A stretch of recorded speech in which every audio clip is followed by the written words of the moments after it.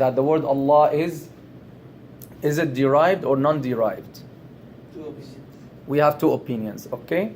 Two opinions. So those who said it is not derived, they said this is a proper noun for Allah subhanahu wa ta'ala. Alamu dhat, or alamun ala dhat. Al-wajib al-wujud. Right? المستحق لجميع المحامد سبحانه وتعالى الذي يتصف بكل كمال والمنزه عن كل نقص. Always you have to remember this about Allah subhanahu wa ta'ala. So the word Allah is the proper noun for the essence. Who can remember the definition? This is the Aqidah definition, but it's very important. It is the proper noun for the essence whose existence is necessary. Right? Is the existence of Allah subhanahu wa ta'ala is necessary, is absolute. The mind cannot imagine his non-existence. So there must be this essence or this creator subhanahu wa ta'ala. What about him? The general rule that every Muslim have to know about Allah is mustahiq li jami' al-mahamid. He deserves and has all perfection qualities, and he's free from all imperfection qualities. And this is why he deserves all praise and thanks, and he's the only one who deserves our worship, subhanahu wa ta'ala. And we mentioned that on the other hand, the opinion of the other scholars, they say this word, the word Allah, is mushtaq, derived. And where is it mushtaq from?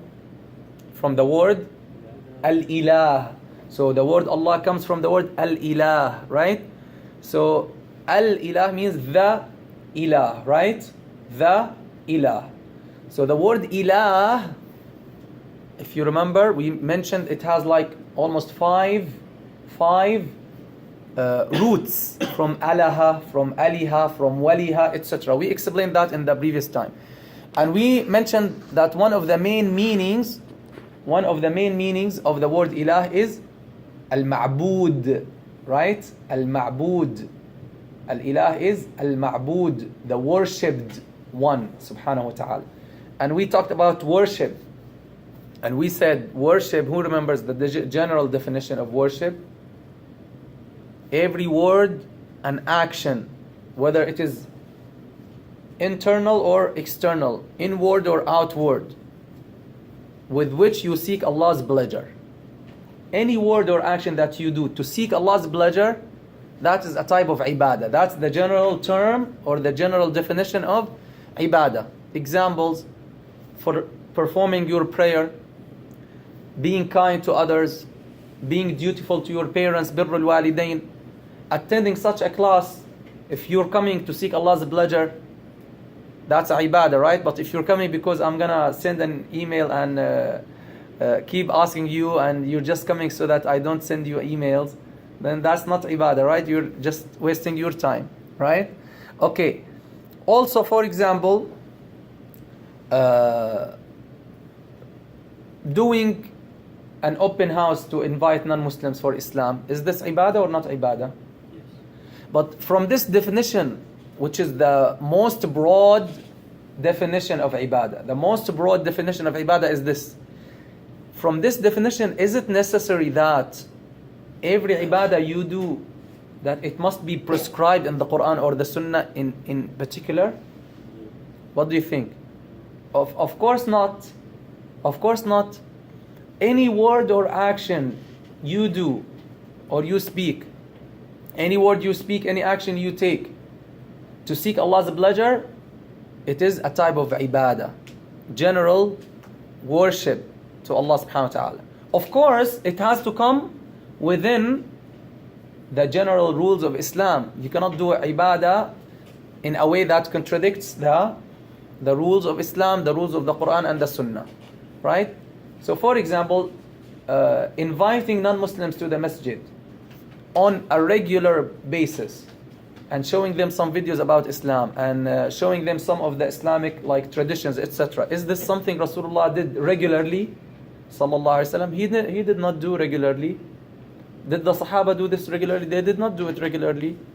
But still, is it an acceptable type of ibadah? Yes, of course. Why? Because it does not contradict any foundation of the Quran and the Sunnah. On the contrary, it complies with and serves the purposes of the Quran and the Sunnah. Is that clear? Same thing if some Muslims they gather to celebrate the birth of Rasulullah sallallahu alaihi wasallam. Exactly same thing. If you make this haram, then you have to make this haram. Exactly same thing. Any activity you do. So these are activities.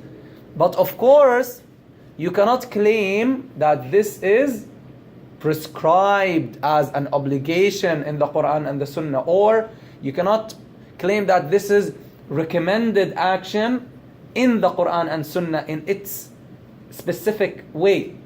Like someone says, we have to, or someone says it's very recommended, very preferable to do the celebration of the birthday of the Prophet ﷺ in this way. It's very recommended. Rasulullah urged us to do this. Then we say, no, stop. But we said the general rules of Sharia, yes, it encourages this, absolutely, because all of the outcome of it is in the Quran and the Sunnah. Of course, we're not talking about those celebrations that have some haram issues like mixing men and women together, and that has no relation to what we are talking about in any way. Right? You're talking about that subject, but like cutting cake, have you seen like people like making it more extravagant? Birthdays, like normal birthdays? Not birthdays, but on the the birthday of the Prophet ﷺ. Yeah, cutting cake and just giving cake to people. Yeah, but like making it extravagant and like making like people are like hungry. And like you could feed more people instead of like cutting the cake and making it like each year it seems like it's like a bigger celebration, or they make it like a bigger thing. Yeah, no problem. That is on the contrary. Many scholars they mention that showing joy and happiness because of his birth, sallallahu alaihi wasallam, is a clear sign of love for him. Especially when you're feeding people and showing joy and showing happiness, that spreads the love of Rasulullah sallallahu alaihi wasallam in the hearts of people. As long as there's no haram things, there's no food that is being just thrown away. So in every celebration there might be some negative behaviors, but that should not make us generalize over all of those celebrations. Okay, and someone might say, no, let's do this activity. Well, every activity has its own time and its own benefits. So you want to feed, you can go and feed. Also in the these celebrations, they feed people who are present. If other people come, they're welcome. So, I mean, every activity, it has its own time, its own reasons, its own circumstances. And having some mistakes in some celebrations should not make us generalize. Just like many people, they pray and they lie. So we don't say, no, guys, stop praying. Right? No, we say, correct your prayer, because if you have correct prayer, it should stop you from lying. Okay? Now, all of these actions, when you have the sincere intention to please Allah subhanahu wa ta'ala, it is a type of ibadah, right? It is a type of ibadah. Well, but this type of ibadah, you can do it, you're doing it with people, right? You're doing it with people, like when your parents come and enter the room and you get up for them. Is not that a type of ibadah? It is a type of ibadah because Allah commanded you to show respect to them and to humble yourself to them. So when you do this seeking Allah's pleasure, you're getting rewards for that, right? So this is the most broad definition of ibadah. Now, we mentioned at the end of the last class, if you remember, that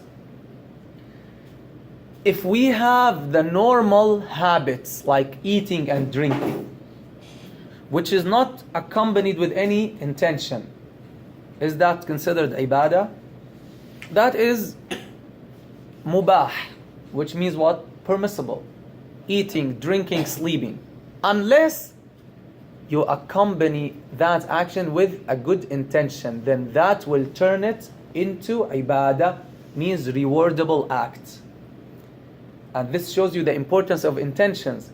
And also it shows you the importance of knowledge. Many people, and now you ask yourselves, how many hours you spent in playing? How many hours you spent in sleeping? How many hours you spent in eating? Did you, when you were eating or drinking, before you ate or drank, or before you played, did you have any intention? If you didn't, then that was not for you and not against you. It is like zero, neutral. But if you intend, when I'm about to eat, Bismillah, I start with Allah's name. I have the intention, not necessarily with your tongue, no. But our sheikhs, they taught us to say the intention with our tongues, because really we found that if we don't do it with our tongues, we will forget. Just like in Salah, it is recommended in the Hanafi school and Shafi'i school, recommended to pronounce the intention with your tongue. Why? Because it helps your heart to recall the intention. So, same thing when you eat. If you say or intend in your heart, now I'm eating so that I have the strength to worship Allah subhanahu wa ta'ala. Now every minute you spend in eating, you're getting rewards. If you don't have any intention, you get nothing. Because Rasulullah said sallallahu alaihi wasallam clearly, إِنَّمَا الْأَعْمَالُ بِالنِّيَّاتِ, the deeds are judged by intentions. Same thing when you play, right? When we went into the camp, what a camp you missed, guys. What a camp you missed. When you went to the camp, for example, if we have the intention to re-energize ourselves, so that we go back to ibadah in a new spirit, new energy, right? And if we intend to learn in this camp, and if we intend to reflect on the creation of Allah subhanahu wa ta'ala, see amazing things, all your stay there will turn into ibadah, and you're getting rewards for it. Okay? That is the general definition of ibadah. Now, why are we going into these details? Because there are certain points and certain issues that are important for you to know, especially when we find that some people are mixing in these things. Ibadah in the particular sense, there's a particular definition of ibadah, or ibadah bil ma'na al-makhsus, is the ibadah that you cannot do to anyone except for Allah subhanahu wa ta'ala. And if you do to anyone other than Allah, then that will make you a polytheist, a mushrik, right? What is that ibadah? Honestly, that definition, or this definition of ibadah, made a lot of confusion to many Muslims, who started accusing other Muslims of being polytheist and being mushrik, and that led to bloodshed among Muslims. Bloodshed in the literal sense of the word. This is why I'm bringing this here from the definition of ibadah to understand that definition. Ibadah in that sense, which is the very specific sense, is to show the ultimate submission and humility to the one who has the characteristics of lordship, subhanahu wa ta'ala. To show the ultimate submission and humility to the one that you believe he owns the qualities of the lordship, or rububiyyah and uluhiyyah. This is the ibadah in the specific sense. For example, if someone makes sujood to someone, sujood is like the ultimate expression of submission, right? Is there like more or a clearer sign of submission other than sujood and humility? Sujood is the ultimate, right? Well, but remember the definition. You have to show this submission and ultimate humility to who? To the one that you believe he owns the qualities of lordship and godship, if you like, uluhiyyah and rububiyyah. The one who controls everything. Tamam? This is the definition, keep in your mind. Because some Muslims did not understand this definition, they mixed things and they started issuing judgments. These Muslims, they're making they're visiting the grave, so they're making shirk. they're visiting that sheikh's grave, so they're making shirk. This is very destructive understanding. Then they're visiting that sheikh's grave and they're making salah there in the grave, so they're pagans, they're polytheists, they're worshipping that grave, so they're disbelievers, so their blood and their money is halal. Yalla, let's explode this grave. Explode this masjid that has a grave. This is not like this is something now, while I am speaking, it's being applied in some Muslim places. This is why we have to understand the seriousness of issuing those judgments against Muslims and against people without knowledge. If someone makes sujood to someone, that sujood to someone, does that or is that considered ibadah, an act of worship? Not necessarily, right? What's the proof in the Quran? Sayyidina Yusuf alayhi salam. I asked someone one time, and he said, of course it's shirk, right? Shirk. I said, have some patience. What about Sayyidina Yusuf alayhi salam? Did not his parents and his brothers make sujood to him? Then he said, no, that was allowed in their time. Focus. Can shirk be allowed in one time and forbidden in one time? Can shirk be allowed in certain times or certain? That's absolutely big confusion. He said, Shaykh so and so said that in the YouTube. MashaAllah, this is our disaster. That we're taking knowledge just from any person on YouTube. Inna lillahi wa inna ilayhi raji'un. Ya akhi, did not the angels make sujood to Sayyidina Adam? But their sujood was with the intention or with the belief that we're doing this because this person deserves the worship and he owns everything and he has the lordship qualities, etc. Not at all. So that's one point. Now,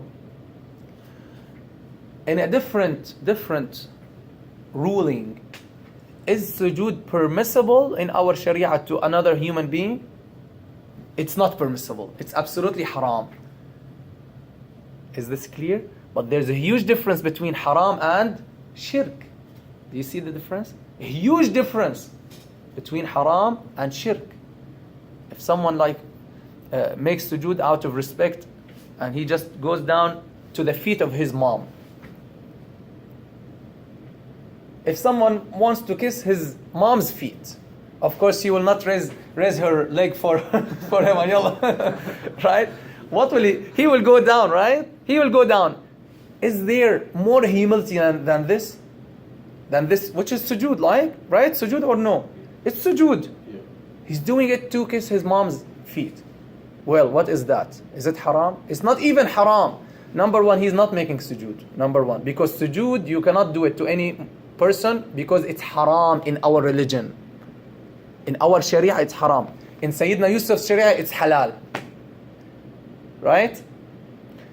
We're talking with the intention of respect.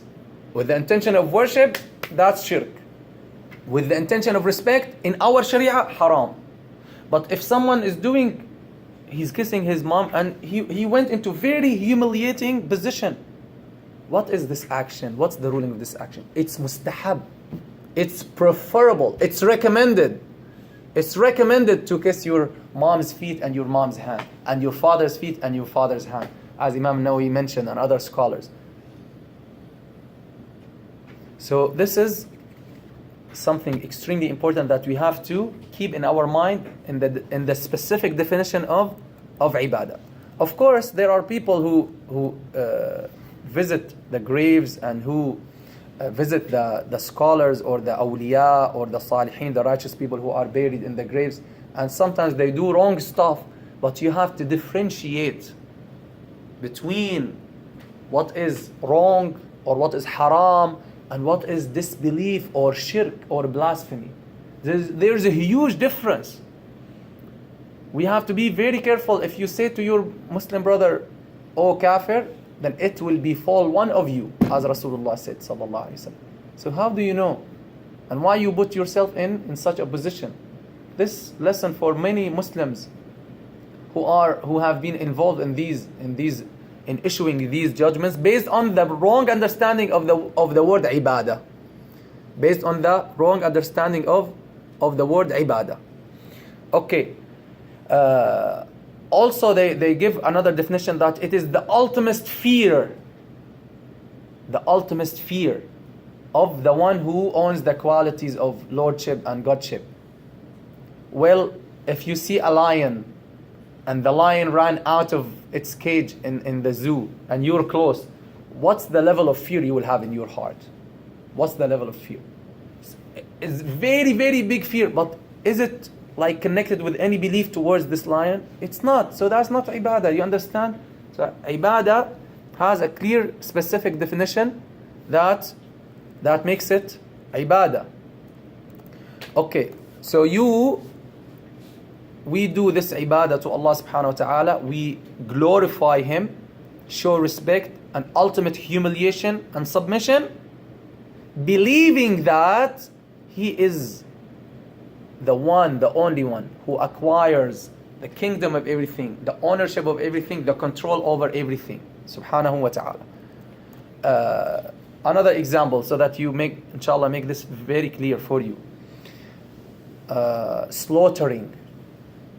Also, slaughtering. They say, because some people say any type of ibadah you do, like you stand for someone or you slaughter for someone, okay, that's shirk right away. Well, if you have a guest coming, okay, and you live in the countryside and you have animals and sheep, and you slaughtered one sheep for him to honor him, is that ibadah? Is that shirk? Are you not doing it to honor him? Yes. Well, and we also sacrifice. Now we're coming to the time of sacrifice and Eid al-Adha. We do the sacrifice for the sake of Allah and to show respect and honor and glorification to Allah, right? But you're doing it for the guest. You don't have any belief that this guest deserves worship or he has the lordship qualities, or clear difference. Just same thing when you stand. Who do we stand for? We stand before Allah subhanahu wa ta'ala in salah, right? With humility. Well, if your parents are in the room, for example, and they called you and you did something wrong, and how do you stand? And you stand like this, right? You stand in front of them with a humility, right? Same thing, you stand in salah, but completely different intentions and different belief. That is enough, inshallah, in the specific definition of ibadah. What is the first command in the Quran that Allah subhanahu wa ta'ala mentions? What's the first command in the Quran that Allah subhanahu wa ta'ala mentions in Surah Al-Baqarah? Who knows? If you remember, we mentioned ibadah is mentioned in the first surah in the Quran. Where? Fatiha. We explained it before. Where? Ibadah. Iyaka na'bud. So in the first surah of the Quran, you have Iyaka na'bud. That is, when you say Iyaka na'bud, that's an indirect command of ibadah, right? Iyaka na'bud means as if Allah subhanahu wa ta'ala is telling us, you have to worship me alone, right? Now the first direct command in the Quran is يا أيها الناس اعبدوا ربكم الذي خلقكم والذين من قبلكم لعلكم تتقون. The first direct command in the Quran also is to worship Allah subhanahu wa ta'ala. And اعبدوا ربكم. Look, اعبدوا ربكم. Rabb is the owner, is the master, is the Lord, is the creator, is the cherisher, is the maintainer, is the sustainer. That's the Rabb. So you believe He is the Rabb, so you worship Him. So that's the worship for the Rabb subhanahu wa ta'ala. If you don't believe, if you do some of these actions to someone and you don't believe He is the Rabb, you don't believe He has these qualities, then that's not ibadah. That could be respect, that could be just showing thanks, etc. Okay? Now, we're done with that point, inshallah. Is it clear, inshallah? Now we have some people, and this is mentioned in the hadith of Rasulullah sallallahu alaihi wasallam in Bukhari. Some people, they worship their own desires. Some people, they worship their clothes. Some people, they worship money. So this means they have made themselves slaves to these worldly, trivial, temporary things. And this is why our beloved sallallahu alaihi wasallam is drawing our attention to this, so that we make sure we are absolutely slaves to Allah subhanahu wa ta'ala. We don't prefer anything to the worship of Allah subhanahu wa ta'ala. He said sallallahu alayhi wasallam, ta'isa abdud dinar. Ta'isa abdud dinar. The servant of the dinar, the slave of the dinar. The dinar means the gold coin. Ta'isa means what a miserable person he will be. What a miserable, unhappy person he will be. Ta'isa abdud dinar. Wa abdud dirham, the silver coin. Wa abdul khamisa, clothes. Some people, especially sisters, their own concern in life is fashion, clothes, and right? Inna lillahi wa inna ilayhi raji'un. They, no problem, you can wear nice clothes, of course, to your husband or to inside your home. Not you go outside and show people and show men and wear. And many Muslims, may Allah subhanahu wa ta'ala guide them. She either does not cover her hair at all. She doesn't put the hijab, or she put the hijab, she covers her hair, but she wears like shirt, tight shirt and pants. Transparent. So what is the point of such hijab? What's the point of such hijab? So we have to remind, like, our sisters, our daughters, our wives, we have to remind them, we should not like let this thing be okay, normal thing. Okay, she's not convinced, wallah, she doesn't want to. Well, did you do an effort? Did you advise her? Did you encourage her? Did you explain to her? Did you take any action? Well, wallahi, may Allah forbid, if wallah, my daughter, like she says, wallah, I'm not convinced. Well, I'll tell her, I'm not gonna eat or drink until you do this. I'm not gonna do this until you do this. I show that I'm concerned. Not okay, it's fine, let her. The mother of, which Sahabi is that? I think Sa'd. The mother of Sa'd, one of the great Sahaba. When she knew he became a Muslim, she got so mad with him and she imprisoned him. Then he could not change. Then she said, by Allah, I'm not gonna eat or drink until you go back to your religion, means to paganism. And our Shaikh, may Allah shower him with his mercy, the